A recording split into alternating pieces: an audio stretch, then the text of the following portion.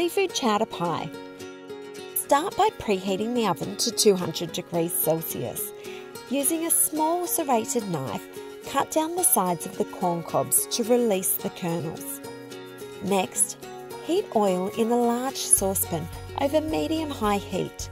Cook the leek and bacon, stirring for 5 minutes or until the leek softens. Add the potato, corn and celery.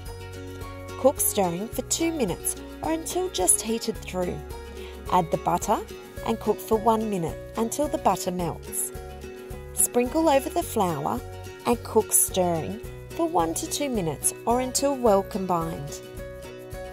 Add the milk and cook stirring constantly for 3 to 4 minutes or until the sauce boils and thickens. Set aside for 15 minutes to cool slightly.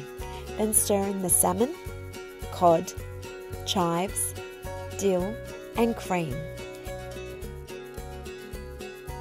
And season with salt and pepper. Spoon the mixture into an oven-proof dish.